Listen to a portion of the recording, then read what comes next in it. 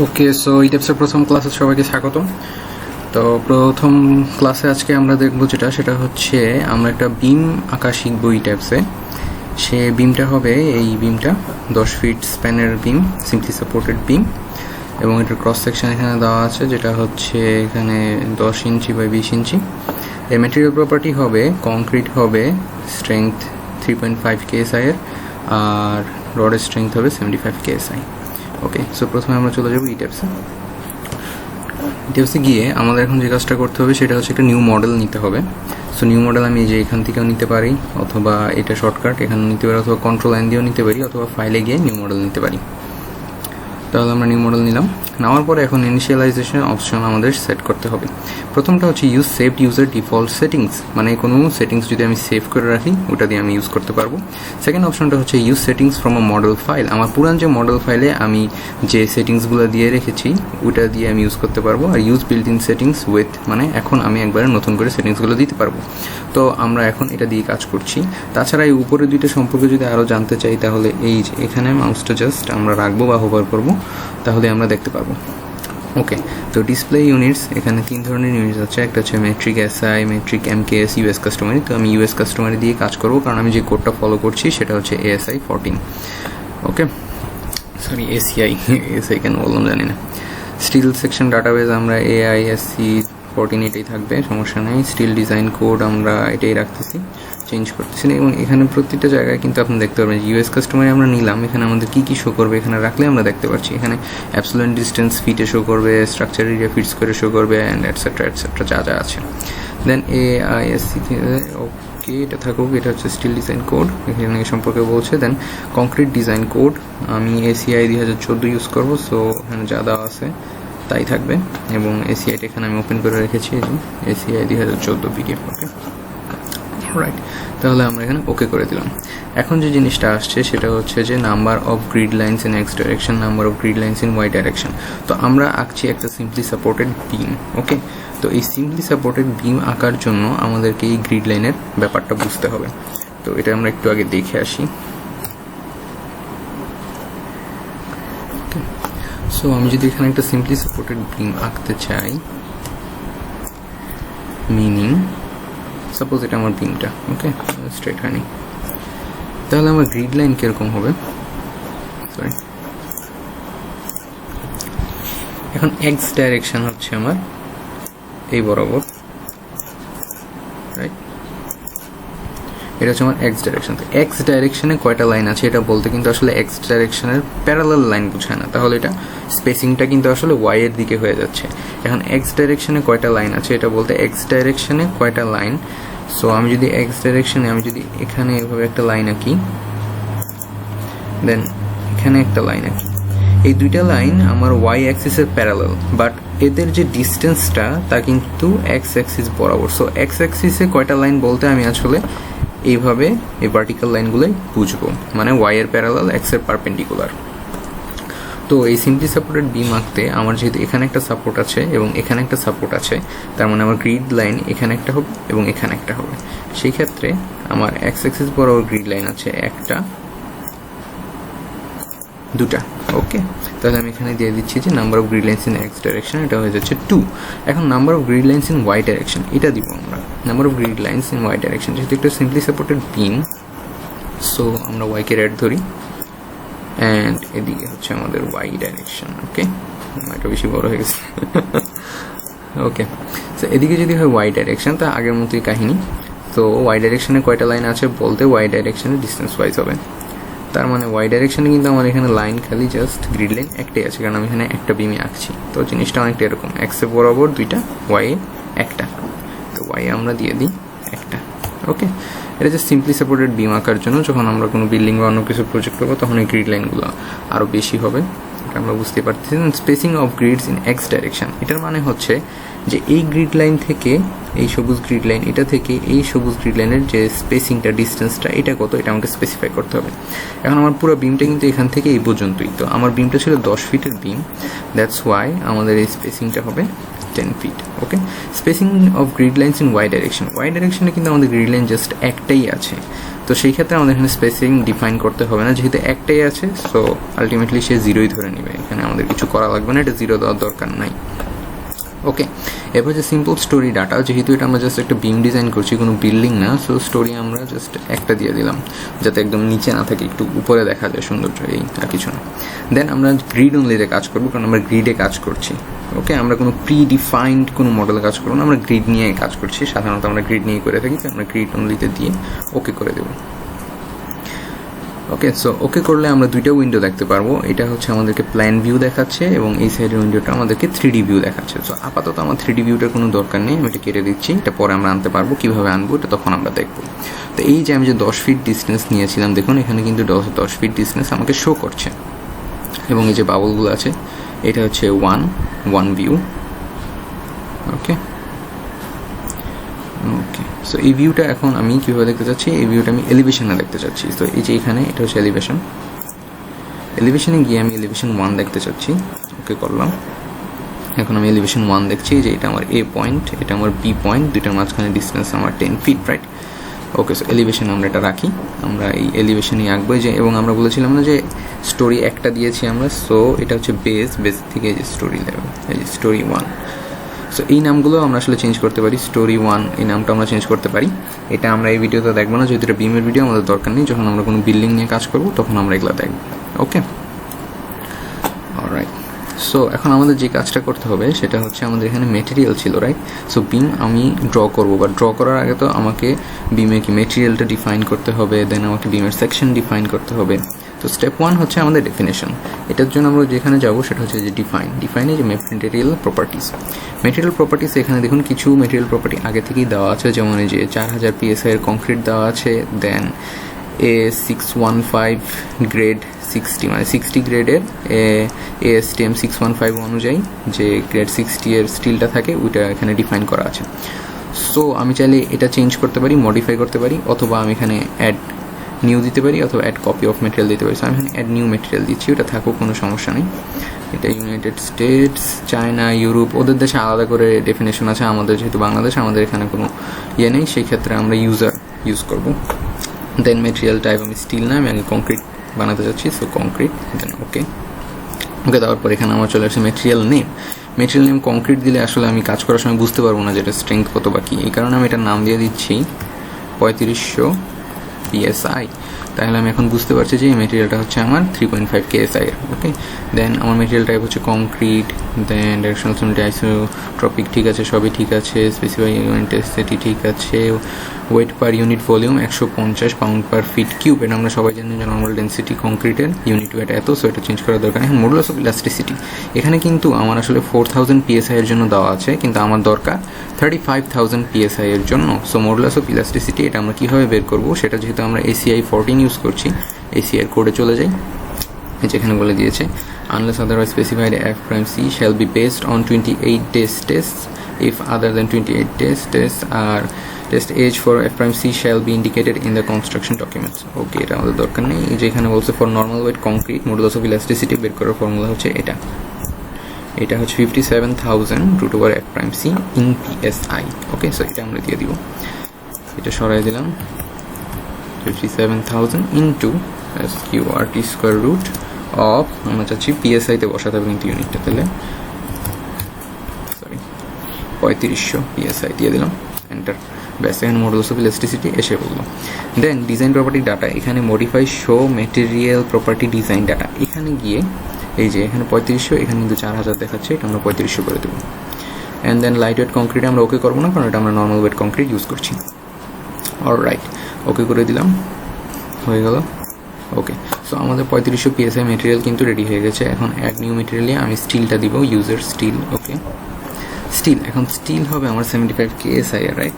So আমি এখানে 75 KSI লিখতে পারি, অথবা 75,000 PSI লিখতে পারি। সো আমি এখানে জাস্ট 75 KSI লিখব।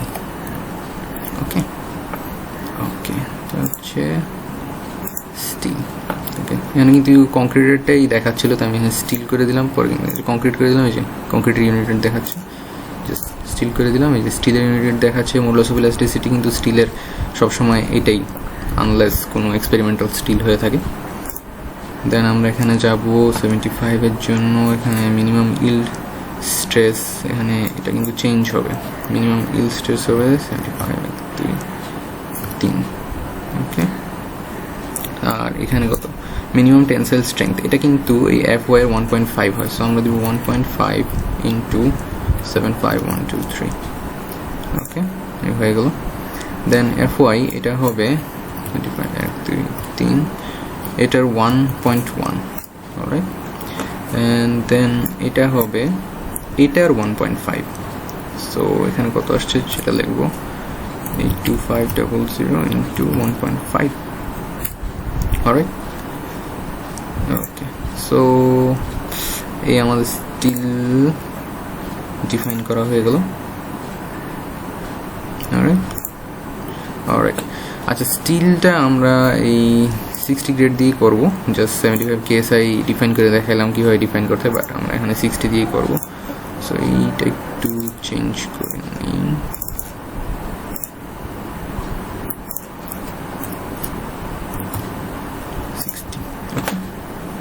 ওকে 60 দিয়ে আমরা কাজ করি, অলরাইট। তাহলে আমাদের এখানে করার জন্য আমাদের কি হলো, আমাদের স্টেপ 1 ছিল ডিফাইন করা, সো আমরা মেটেরিয়াল ডিফাইন করে ফেললাম। এখন আমাদেরকে সেকশনটা ডিফাইন করতে হবে। ওকে, সো এটার জন্য আমরা আবার ডিফাইনে যাচ্ছি, এবার হচ্ছে সেকশন প্রপার্টিজ। সেকশন প্রপার্টিজে ফ্রেম সেকশন, কারণ বিম হচ্ছে একটা ফ্রেমের সেকশন, সেখানে আমরা যাওয়ার পরে কিন্তু এখানে আগে থেকে অনেকগুলো সেকশন দেওয়া আছে। এই সেকশনগুলো আসলে কি, এগুলা হচ্ছে আমরা যেহেতু কোড নিয়েছি ACI 2014, সো ACI কোডের মধ্যে যে স্টিলের সেকশনগুলো ছিল, স্টিল বিমের সেকশন, আমরা জানি যে স্টিল এর সেকশন আমরা কাস্ট করি না, এটা রেডিমেড কিছু সেকশন সাইজ থাকে, ওর মধ্যে চুজ করতে হয়, বাজারে পাওয়া যায়, সো ওগুলো এখানে দেওয়া আছে। এগুলো তো আমাদের এখন দরকার নেই, সো আমরা এখানে ডিলিট করে দিব। এটা হচ্ছে ডিলিট প্রপার্টিসে গিয়ে এখানে গিয়ে ডিলিটেড, দেন আমরা এই সবগুলো ডিলিট করে দিব। ওকে, ডিলিট করার সময় কিন্তু একটা অ্যাটলিস্ট রাখতে হবে, এটা বলছে। ওকে করলাম, এই যে একটা রয়ে গেছে, যাই হোক এটা আমাদের দরকার নেই। এখন আমরা যাবো অ্যাড নিউ প্রপার্টিতে, আমরা আমাদের প্রপার্টিটা দিব, এটা হচ্ছে কংক্রিট রেক্টেঙ্গুলার, ঠিক আছে, নিচে কংক্রিট এই শেপটা দিলাম। দেওয়ার পরে আমরা নামটা এভাবে দিব যাতে আমরা ডাইমেনশনটা বুঝতে পারি। আমাদের ডাইমেনশন ছিল এখানে 10 ইঞ্চি, এখানে 20 ইঞ্চি, 1 ফিট 8 ইঞ্চি মানে কিন্তু 20 ইঞ্চি। তাহলে আমরা এখানে দিব বি মানে বিম 10x20। ওকে, এখন এই যে মেটেরিয়ালটা আমরা কিন্তু আসলে 3500 PSI দিয়ে বানাতে চাচ্ছি, আমরা এখানে 3500 দিয়ে দিলাম। দেন ডেপথ, এই যে ডেপথ কত দিয়েছি আমরা 20 ইঞ্চি, আমাদের উইডথ হচ্ছে 10 ইঞ্চি। ওকে, তারপরে রিইনফোর্সমেন্ট আমাদের ঠিক করতে হবে, মডিফাই অথবা শো রিবার। এখানে কিন্তু কলামের জন্য দেওয়া আছে, আমরা কিন্তু বিম বানাচ্ছি, সো আমাদের বিমে ওকে করে দিতে হবে। ওকে, তারপরে কাভার টু লংজিটিউডিনাল বা রিবার গ্রুপ সেন্ট্রয়েড, ঠিক আছে। এই জিনিসটার মানে হচ্ছে যে আমাদের বাইরের প্রান্ত থেকে লংজিটিউডিনাল যে বারগুলো থাকবে বা আমাদের মোমেন্টের জন্য যে বারগুলো থাকবে বা এক্সট্রা টপ না, আসলে মোমেন্টের যে বারগুলো থাকবে ওগুলোর সেন্ট্রয়েড পর্যন্ত যে ডিস্টেন্সটা, ওটা আমাদেরকে এখানে ডিফাইন করতে হবে। তো এটার জন্য আমরা যেটা করতে পারি, আমি এখানে একটা মডেল রেখেছি, দেখি ওখানে যাই।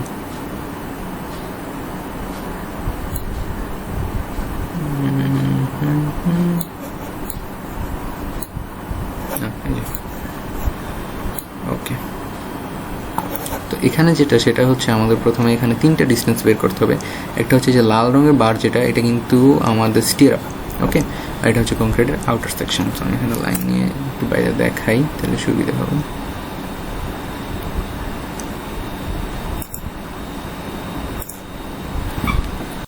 ওকে, সরি, আমার কিছু টেকনিক্যাল ডিফিকাল্টিসের কারণে ভিডিও অফ হয়ে গেছিলো, তো এই জায়গাটা আমি অলরেডি বলে ফেলছিলাম, তো এটা আমি আবার কভার করি। তো আমাদের যে ডিস্টেন্সের কথাটা আমরা বলছিলাম, সেই ডিস্টেন্সটা অ্যাকচুয়ালি হবে এখান থেকে এই যে লংজিটিউডিনাল বার এটার সেন্টার পর্যন্ত। তো এটার জন্য আমাদের যে ডিস্টেন্সটা কাউন্ট করতে হবে সেটা হচ্ছে এখান থেকে আমার যে স্টিরাপের বার আছে সেটা হচ্ছে আমাদের ক্লিয়ার কাভার ডিস্টেন্স, যেটা আমরা কোড থেকে পেয়েছি 1.5 ইঞ্চ।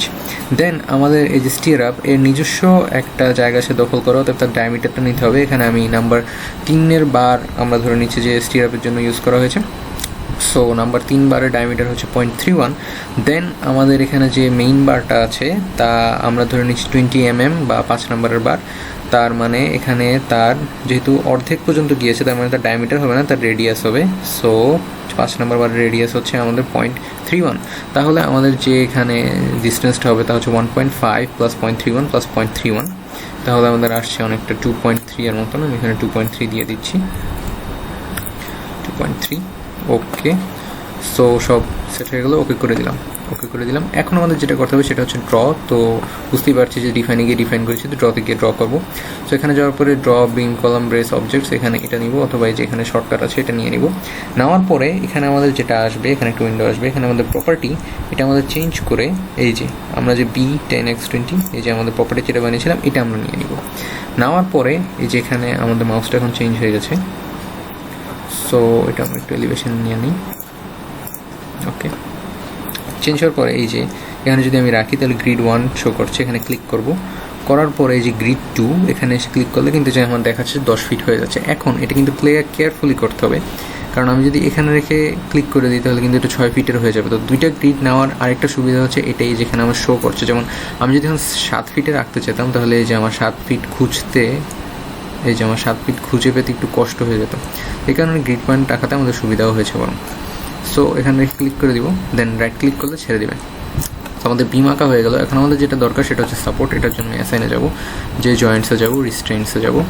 রিস্ট্রেন্টসে যে এখানে কিন্তু অলরেডি সিলেক্ট করা আছে, কারণ এই যে দেখেন এখানে translation X, translation Y, translation Z, আমি বুঝতে পারছি, তার মানে এটা hinge support. So sorry, mouse নিয়ে নিতে হবে। দেন আমি এই পয়েন্টটা ক্লিক করলাম, ক্লিক করে এখানে অ্যাপ্লাই, আমার হিঞ্জ এসে পড়লো। দেন রোলার সাপোর্ট চুজ করলাম। এখন রোলার সাপোর্ট বা কোন সাপোর্ট এখানে যদি সিম্বল দেখে আমরা না বুঝতে পারি, কিন্তু আমরা এখানে কিন্তু ট্রান্সলেশনগুলো দেখে বুঝতে পারবো। ট্রান্সলেশন জেড মানে শুধুমাত্র এটা জেড এক্সিস, এই যে আমাদের জেড বরাবর রিয়াকশন দিবে। সো আমরা জানি রোলার একদিকে রিয়াকশন দেয়। সো এই আমাদের এখানে ক্লিক করে এখানে রোলার দিয়ে দিলাম। সো হয়ে গেল। হওয়ার পরে এখন আমি এখানে আমি এখানে উইন্ডোটা ওপেন করাও দেখিয়েছিলাম, আনফর্চুনেটলি এখানে টেকনিক্যাল এররের কারণে এটা রেকর্ড হয়নি, সো আবার করছি। সো এখন আমি নতুন যে উইন্ডোটা ক্লোজ করে দিয়েছিলাম তা ওপেন করার যেখানে উইন্ডো লিস্ট এখানে যাবো, এখানে অ্যাড নিউ উইন্ডো দিব। তাহলে আমি যে 3Dটা বন্ধ করে দিয়েছিলাম তা চলে আসছে। এখন 3Dটা আমি আসলে 3Dতে দেখতে চাচ্ছি, তার জন্য 3D এর উইন্ডোটা সিলেক্ট করে যেখানে দিব এটা হচ্ছে এক্সট্রুড ভিউ টগল। এখানে কিন্তু হচ্ছে না, 3Dতে আসছে না। অনেক সময় সাপোর্ট আগে এঁকে ফেললে 3D করার আগে উইন্ডোটা কেটে দিয়ে সাপোর্ট দিয়ে ফেললে এটা আসতে চায় না। তখন আমরা যেটা করব, যে কোনো একটা ড্রতে ক্লিক করব, দেন আবার মাউস নেব। নেওয়ার পরে এবার যদি আমি দিই, এই যে আমার 3D হয়ে যাচ্ছে। তো আমার এখানে যে 10 ইঞ্চ, এই যে 20 ইঞ্চ। ওকে, সো আমাদের 3D মডেল কিন্তু হয়ে গেছে। আরেকটা জিনিস আমি করতে চাচ্ছি, সেটা হচ্ছে আমি এখানে সেকশনটা দেখতে চাচ্ছি। এটার জন্য এটাকে সিলেক্ট করে এখানে যাব, এটা হচ্ছে সেট ডিসপ্লে অপশনস, ডিসপ্লে দিক গিয়েও যাওয়া যায়। আমি এখান দিয়ে যাচ্ছি, যাওয়ার পর অবজেক্ট অ্যাসাইনমেন্টস, এখানে গিয়ে যে সেকশনস এটা এখানে অ্যাপ্লাই করে দিলাম। তাহলে কিন্তু এই যে এই বিমটা কোন সেকশনের সেটা আমাদের বলছে। সো নেক্সট ভিডিওতে আমি কিন্তু 2 ধরনের সেকশন, 2 ধরনের ম্যাটেরিয়াল প্রপার্টি ইউজ করবো, তখন আমরা জিনিসটা আরও বুঝতে পারবো।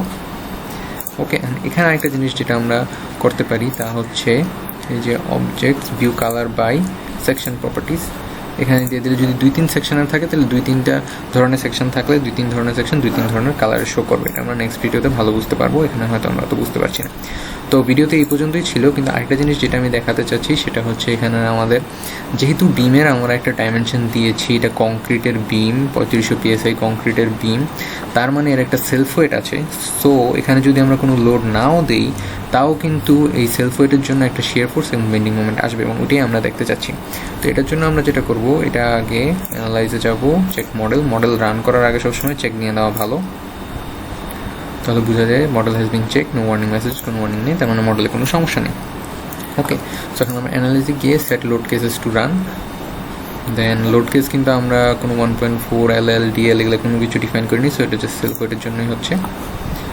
সো এখানে আমাদের রান করার সময় কিন্তু মনে রাখতে হবে যে সব সময় ফাইলটা সেভ করে নিতে হয়, নাহলে কিন্তু রান হয় না। ওকে, এটা এখন অ্যানালাইজ হয়ে গেছে, বুঝলাম কীভাবে, কারণ 3Dটা এখানে ডিফ্লেক্টেড শেপ দেখাচ্ছে। এখন নিচে যে অপশন স্টার্ট অ্যানিমেশন, এটা যদি দেই তাহলে এখানে অ্যানিমেট করে দেখাবে আমাদের যে কীরকম ডিফ্লেকশন আছে। ডিফ্লেকশন যে এত উপর নিচে হবে তা কিন্তু না, এটা জাস্ট অ্যানিমেশনের জন্য একটা স্কেল দেওয়া আছে যে কতটুকু উঠবে কতটুকু নামবে, ওই স্কেলটা আমরা চাইলে চেঞ্জও করতে পারি, জাস্ট এখানে ডিফ্লেক্টেড শেপটা কেমন হবে এটা বোঝানোর জন্য।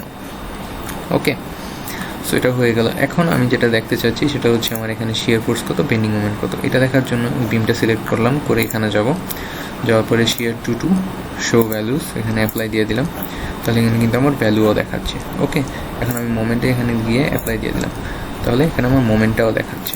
এখন এই জিনিসটা আমার ঠিক করা ছিল তাই সমস্যা হয়নি, বাট মোমেন্টটা আসলে আমাদের এইভাবে দেখাবে ই ট্যাপস, কারণ ই ট্যাপস সবসময় মোমেন্ট টেনশন সাইডে দেখায়। আমরা জানি যেরকম সিম্পলি সাপোর্টেড বিমের টেনশনটা নিচের দিকে হয়, এই কারণে নিচের দিকে আমাদের টেনশনের রিনফোর্সমেন্ট হয়। সো ই ট্যাপস সবসময় মোমেন্ট নিচের দিকে দেখাবে, বাট আমরা হ্যান্ড ক্যালকুলেশনে এই মোমেন্টটা আসলে আমাদের পজিটিভ সাইডে আমরা এঁকে থাকি। তো আমরা যেটাতে অ্যাকাস্টমড আমরা ওটাই করবো, ওই কারণে আমরা ই ট্যাপস এখানে moment diagrams on tension side এটা অফ করে দেবো। তাহলে আমরা যেভাবে অ্যাকাস্টমড ওভাবেই আমাদের বেন্ডিং মোমেন্টটা দেখাবে। এবং এখানে যে কোনো জায়গায় আমি রাইট ক্লিক করলে আমার এরকম একটা চলে আসবে উইন্ডো, সেখানে আমি এখানে রিয়াকশন দেখতে পারবো, এখানে শেয়ার দেখতে পারবো, এখানে মোমেন্ট দেখতে পারবো, ডিফ্লেকশন আলাদা করে দেখতে পারবো। এখানে শো ম্যাক্স দেওয়া, সো জাস্ট ম্যাক্সিমামটা শো করছে। স্ক্রোল ফর ভ্যালুস দিলে আমি যে এখানে কত ভ্যালু, এখানে কত ভ্যালু, এখানে কতগুলো যে চেঞ্জ হচ্ছে দেখা যাচ্ছে। ওকে, সো শো ম্যাক্স দিয়ে দিই, তাহলে ম্যাক্স কোথায় ওটা দেখাবে। অলরাইট, সো ফার্স্ট ভিডিওতে এটাই ছিল। নেক্সট ভিডিওতে আমরা 2 ধরনের সেকশন ইউজ করবো। অ্যান্ড আনফর্চুনেটলি আমার রেকর্ডার থেমে যাওয়ার কারণে জিনিসটা আমার আবার দেখাতে হচ্ছে। So still thank you very much দেখার জন্য। নেক্সট ভিডিওতে দেখা হবে।